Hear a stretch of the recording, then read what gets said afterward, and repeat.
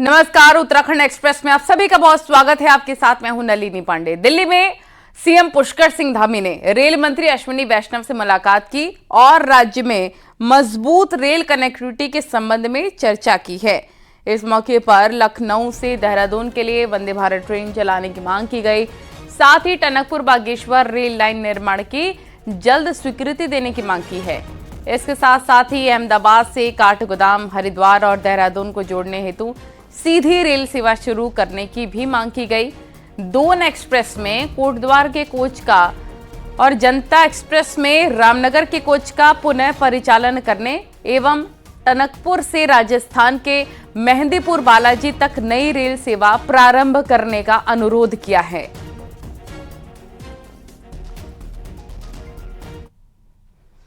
राज्य आंदोलनकारियों से जुड़ी बड़ी खबर है। राज्य आंदोलनकारी और उनके परिवार को सरकारी नौकरी में 10% आरक्षण को लेकर प्रवर समिति बनाई गई थी। प्रवर समिति ने अपना काम पूरा कर लिया है और आज मीटिंग में ड्राफ्ट को अंतिम रूप दिया गया। प्रवर समिति के अध्यक्ष मंत्री प्रेमचंद अग्रवाल का कहना है कि विधानसभा अध्यक्ष के देहरादून लौटते ही उनको ड्राफ्ट सौंप दिया जाएगा। इसके बाद स्पीकर को इस ड्राफ्ट को सदन में रखना होगा। सूत्रों के मुताबिक संशोधित ड्राफ्ट में आंदोलनकारियों के एक के बजाय सभी आश्रितों को फायदा देने की बात है। आश्रितों में विधवा और तलाकशुदा बेटी को भी शामिल किया गया है। संशोधित ड्राफ्ट में 2010 के उन लोगों को भी लिया जाएगा जिनकी नियुक्ति पर रोक लगाई गई थी।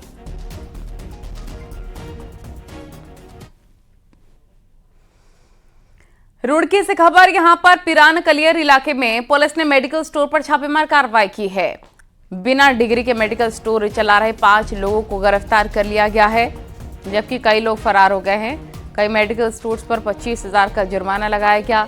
मेडिकल स्टोर पर अवैध तरीके से नशे की गोलियां बेचने का भी आरोप है।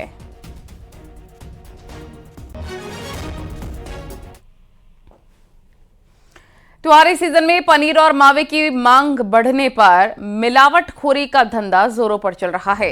हरिद्वार में आज खाद्य सुरक्षा विभाग की टीम ने 4 कुंतल नकली पनीर पकड़ा है। लक्सट से देहरादून नकली पनीर ले जाने की सूचना पर विभागीय अधिकारियों की टीम ने कार्रवाई की। आपको बता दें कि पिछले 24 घंटे में राज्य में 1000 किलो नकली पनीर पकड़ा गया। आज हरिद्वार से 400 किलो तो कल देहरादून से 600 किलो नकली पनीर जब्त किया गया था।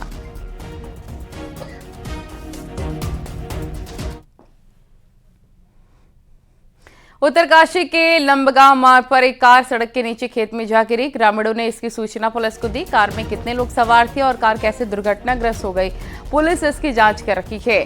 पुलिस ने आसपास की झाड़ियों में भी तलाश की है। बताया जा रहा है कि कार का मालिक जो शियाड़ा का रहने वाला है और किसी को छोड़कर वापस आ रहा था कि तभी कार दुर्घटनाग्रस्त हो गई। हादसे में ड्राइवर को सुरक्षित बताया जा रहा है।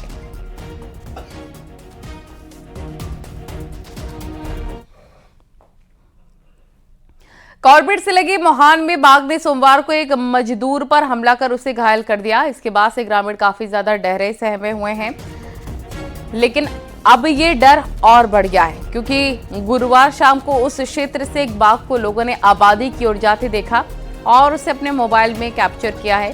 बाघ जंगल में एक छोर से निकलता है और रोड पार करता हुआ दूसरी ओर निकल जाता है। बाघ को देखने के बाद से ग्रामीण सतर्क हो गए हैं। ये मामला रामनगर वन प्रभाग के कोसी रेंज का है।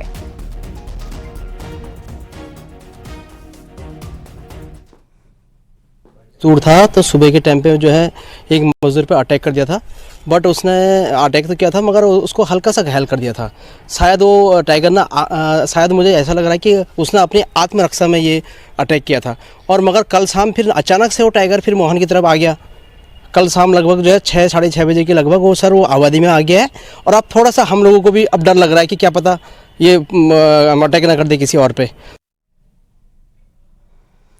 और अब बात करते हैं छात्र संघ चुनाव की। तो हल्द्वानी में मौजूद प्रदेश के दूसरे सबसे बड़े डिग्री कॉलेज MBPG में शुक्रवार को जबरदस्त हलचल देखने को मिली। अपने प्रत्याशियों के नामांकन को पहुंचे छात्र संगठनों ने कॉलेज के बाहर रोड पर अपनी ताकत का एहसास कराया। विशेष तौर पर ABVP के कार्यकर्ता जोश में दिखे और नामांकन में मौजूद स्टूडेंट्स की संख्या को देखते हुए जीत का दावा किया। हालांकि निर्दलीय प्रत्याशी संजय जोशी को NSUI के समर्थन के ऐलान के साथ ही मुकाबला रोचक होता चला गया। बार क्या है कि इस बार विधायी परिषद ने मजबूती दावेदारी की है और सिंगल प्रत्याशी मुझे घोषित किया है। और देखिए बहुत विकास कार्यों के साथ हम यहाँ पर धरातल में उतरे हैं और मुझे इतना उम्मीद है कि इतना ज़्यादा समर्थन भाई बहनों का मिला है तो ज़रूर आप सब मेरे साथ अध्यक्ष बनेंगे और ज़रूर हम कॉलेज का भी विकास करेंगे। कुमाऊं विश्वविद्यालय में छात्र संघ चुनाव के लिए आज नामांकन हो गए। डीएसबी परिसर नैनीताल में विभिन्न पदों के लिए कुल 18 छात्र संघ उम्मीदवारों ने नामांकन किया। अध्यक्ष और संयुक्त सचिव पद पर त्रिकोणीय मुकाबला है, जबकि अन्य पदों पर सीधे टक्कर है। अब शनिवार को नाम वापसी के बाद छात्रों की आम सभा होगी और 7 नवंबर को चुनाव होंगे। नामांकन से पहले छात्र नेताओं ने रैली निकाली और अपने समर्थन में वोट की अपील की है। नामांकन पत्रों की जांच, उसके बाद 6 तारीख को आप जनरल आम सभा होगी और 7 तारीख को विधिवत चुनाव करा लिए जाएंगे। राज्य में छात्र संघ चुनावों को लेकर चुनाव लड़ने वाले उन उम्मीदवारों को कोई राहत नहीं मिल सकी जिनके रिजल्ट घोषित जिनका नहीं हुआ है। आज कोर्ट में फिर से याचिका मेंशन हुई, लेकिन कोर्ट ने तत्काल सुनवाई से इनकार कर दिया। कोर्ट अब इस मामले को 6 नवंबर सोमवार को सुनवाई करेगा। याचिका में छात्र संघ चुनाव से पहले परीक्षा परिणाम घोषित करने की मांग की गई है।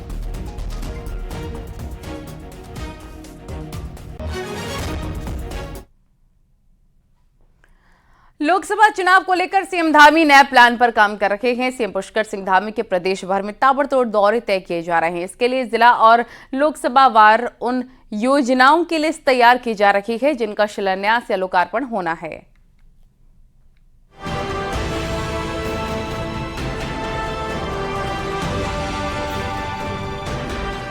लोकसभा चुनाव नजदीक हैं, सरकार पर परफॉर्मेंस का प्रेशर भी रहेगा, लिहाजा सरकार आचार संहिता लगने से पहले अपनी घोषणाओं को अमली जामा पहना देना चाहती है। इसके लिए मुख्यमंत्री का जिलेवार दौरों का शेड्यूल तैयार किया जा रहा है। उन तमाम योजनाओं की लिस्ट तैयार की जा रही जिनका शिलान्यास या लोकार्पण होना है।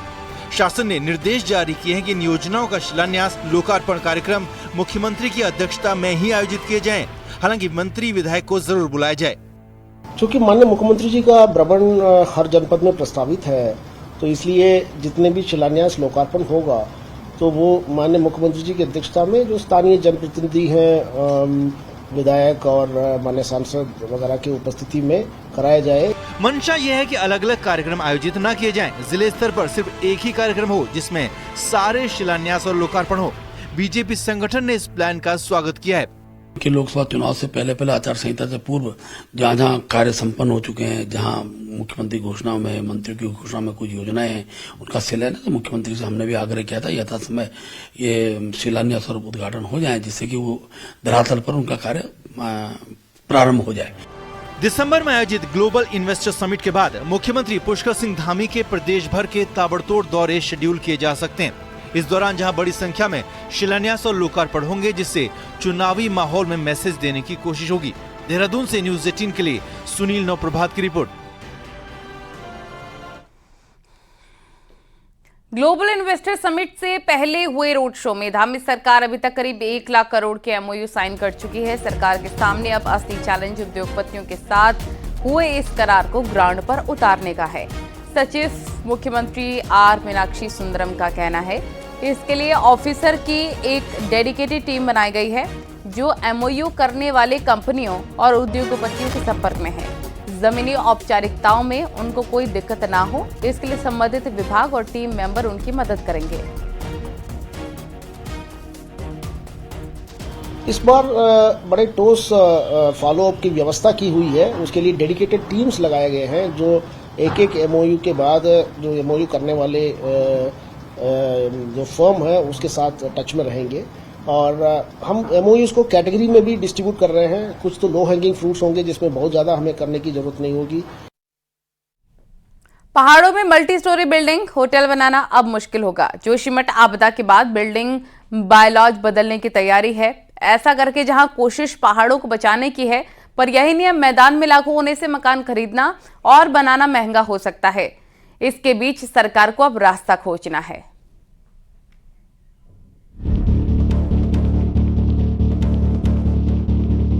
जोशीमठ में जमीन धंसी, तब जाकर नियम कानून तैयार करने वाले अफसरों की नींद टूटी।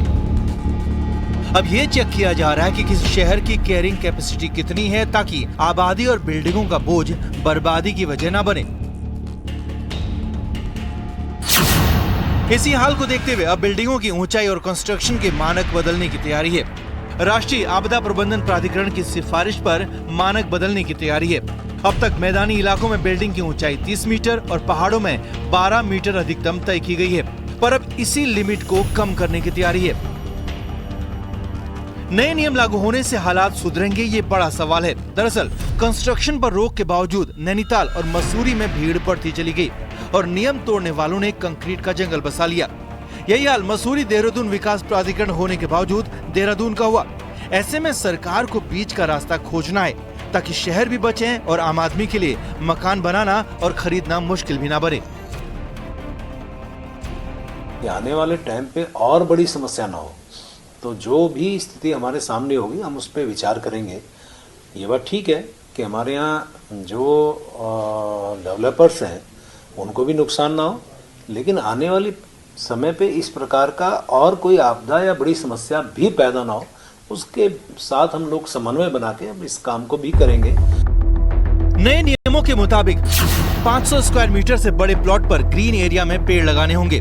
ग्रुप हाउसिंग का मैप तब पास होगा जब ग्रीन बिल्डिंग सर्टिफिकेट मिलेगा।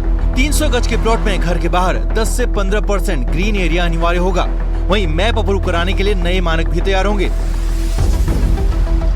पर कांग्रेस का कहना है कि नियम बनाने वाले विभाग और प्राधिकरणों को आंख और दिमाग खोलकर काम करना चाहिए, क्योंकि सेस्मिक जोन 5 में आने वाले देहरादून और जमीन धंसने वाले धारचूला के लिए एक जैसे नियम नहीं हो सकते। और पहाड़ तो हर जगह अलग हैं, वहीं नियमों की धज्जियां उड़ने से कैसे शहर बदहाल होता है, ये नैनीताल के पर्यावरणविद अजय रावत से सुनिए। पूरे उत्तराखंड के लिए एक सा नियम नहीं बन सकता। सेस्मिक जोन 4 भी है, सेस्मिक जोन 5 भी है, और उसमें चलिए सेस्मिक में तो आपके अलग किस्म के कंस्ट्रक्शन, जापान में तो इससे ज़्यादा भूकंप आता है, वहाँ बिल्डिंग्स का स्ट्रक्चर लाए, उसकी भी स्टडी होनी चाहिए। और जैसे अब धारचूला है, कपकोट है, कई एरिया ऐसे हैं जो धसाव वाली ज़मीनें हैं, वहाँ हर साल जो है अनियंत्रित बाढ़ आती है, हर साल आपदा आती है, भूस्खलन होते हैं। वहाँ हम किस तरह के कंस्ट्रक्शन करें ताकि वहाँ के जो आम निवासी है उसको दिक्कत भी ना हो, उसको परेशानियाँ भी ना हो और वो अच्छा जीवन जी सके। आज की स्थिति आप देखिए, जो अंग्रेज़ों के समय में प्रोहिबिटेड जोन था और जिसको ग्रीन बेल्ट झील विकास प्राधिकरण ने कहा था, और जो हमारे वेटलैंड्स हैं और नाले हैं, वहाँ पर सबसे ज़्यादा अवैध निर्माण हो रहा है। जोशीमठ में जमीन न धंसती तो शायद विभागों और एजेंसियों की नींद नहीं टूटती। अब नए नियम बनाकर शहरों को बचाने की बात हो रही है, पर ध्यान इस बात पर देना होगा कि नए नियम आम लोगों के लिए राहत बनकर आए, आफत बनकर नहीं। नैनीताल से वीरेंद्र बिष्ट के साथ देहरादून से दीपांकर भट्ट की रिपोर्ट।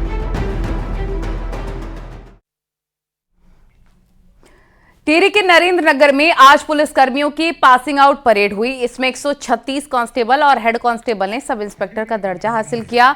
पासिंग आउट परेड में डीजीपी अशोक कुमार ने सलामी ली। अशोक कुमार ने परेड की तारीफ की और कहा कि आजकल साइबर क्राइम की चुनौती बनी हुई है और इसका सामना करना होगा।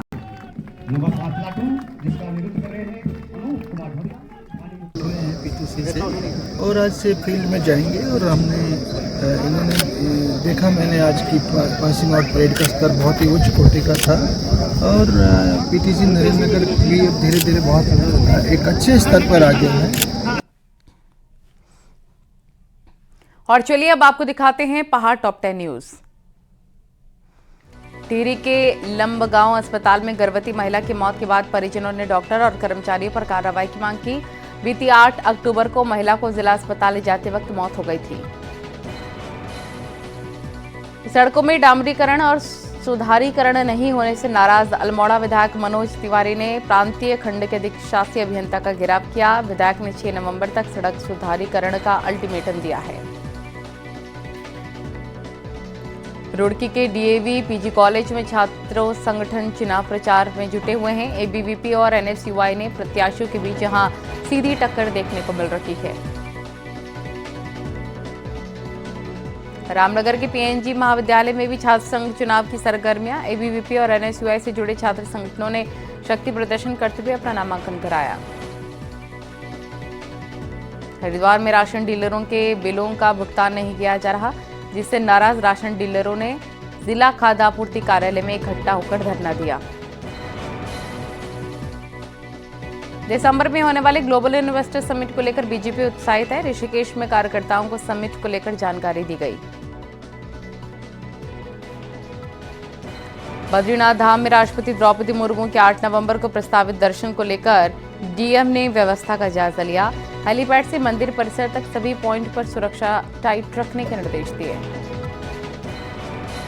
बागेश्वर पहुंचे बीजेपी प्रवक्ता मनवीर चौहान ने कहा कि लोकसभा चुनाव में बीजेपी सभी 5 सीटों पर जीतेगी, क्योंकि डबल इंजन की सरकार से प्रदेश का चहुमुखी विकास हो रहा है। सीएम पुष्कर सिंह धामी 10 नवंबर को कोटद्वार आएंगे। सीएम धामी बुद्धा पार्क के पास बनने वाले बीजेपी के जिला कार्यालय का शिलान्यास करेंगे।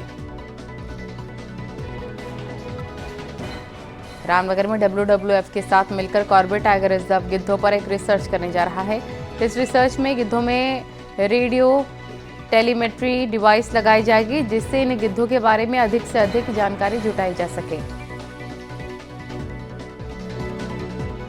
रुड़की में झगड़े के दौरान एक शख्स को तमंचा लहराना महंगा पड़ गया। पुलिस ने आरोपी को तमंचे और कारतूस के साथ पकड़ लिया है।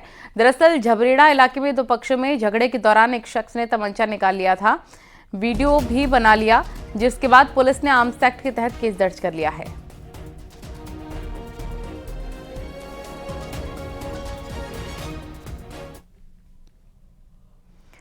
महाराष्ट्र के पूर्व मुख्यमंत्री और शिवसेना यूबीटी के प्रमुख उद्धव ठाकरे बद्रीनाथ धाम पहुंचे, जहां उद्धव ठाकरे ने भगवान बद्री विशाल के दर्शन किए। उद्धव ठाकरे ने बद्रीनाथ में विशेष पूजा अर्चना की। वहीं पर उद्धव ठाकरे के साथ परिवार के दूसरे सदस्य भी मौजूद थे। बद्री केदार मंदिर समिति के उपाध्यक्ष ने उनका स्वागत किया।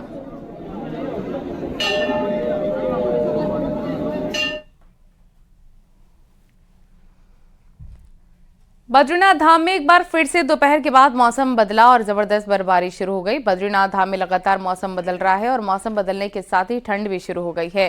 18 नवंबर को भगवान बद्री विशाल के कपाट शीतकाल के लिए बंद होंगे, लेकिन उससे पहले बद्रीनाथ धाम में लगातार कड़ाके की ठंड पड़ रही है और अब बर्फबारी भी शुरू हो गई है। नवंबर के पहले सप्ताह में ही बद्रीनाथ धाम में बर्फ की सफेद चादर जम चुकी है।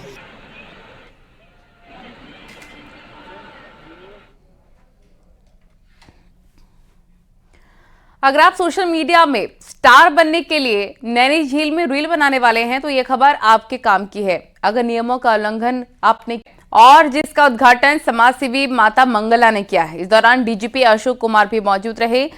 3 दिन तक चलने वाले क्राइम लिटरेचर फेस्टिवल में अपराध को लेकर बनी सच्ची घटनाओं के फिल्म और धारावाहिक पर सेशंस हो रहे हैं। साथ ही आपराधिक घटनाओं पर लिखी गई किताबों पर भी लेखक अपने सामने आए चैलेंजेस पर बात रख सकते हैं। इस फेस्टिवल में जाने माने डायरेक्टर संजय गुप्ता का भी सेशन हुआ, जिन्होंने कांटे, जिंदा, मुसाफिर, शूट आउट एट लोखंडवाला, काबिल जैसी मूवीज बनाई हैं। क्राइम की आजकल डेफिनेशन ही अलग हो गई है, तो इससे अभी से हम उनको अगर तैयार करेंगे तो वो जब बनकर के उस समाज में उतरेंगे तो अपने आप को प्रोटेक्ट कर सकते हैं और अपने आप को उस क्राइम से बचा सकते हैं। साइबर क्राइम बहुत बड़ा चैलेंज बन चुका है पूरे समाज के लिए, पुलिस के लिए ही नहीं, और हमारी अभी कैपेसिटी के भी बियॉन्ड है। इतना नंबर आ गया उसमें, इतनी संख्या बढ़ गई, तो उसमें समाज को जागरूक करना जरूरी है, तभी साइबर क्राइम में कमी आएगी। देखिए, कहीं एक वारदात होती है, फिर उस वारदात के ऊपर एक न्यूज़पेपर आर्टिकल बनता है, फिर उस न्यूज़पेपर आर्टिकल के ऊपर किताब लिखी जाती है, जैसे हुसैन ज़ैदी साहब करते हैं। फिर हम उस किताब के राइट्स लेते हैं, फिर उसको हम अडैप्ट करते हैं।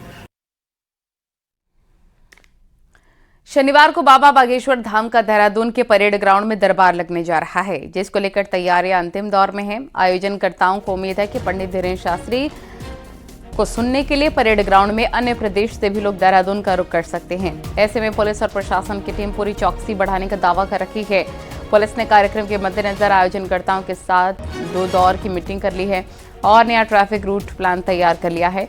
अंदेशा जताया जा रहा है कि बाबा बागेश्वर धाम के कार्यक्रम को लेकर भारी भीड़ उमड़ सकती है और लोगों को जाम की समस्या का सामना भी करना पड़ सकता है, क्योंकि परेड ग्राउंड के आसपास हैवी ट्रैफिक रहता है। ऐसे में बाबा बागेश्वर के कार्यक्रम की वजह से लोगों को दिक्कतें हो सकती हैं।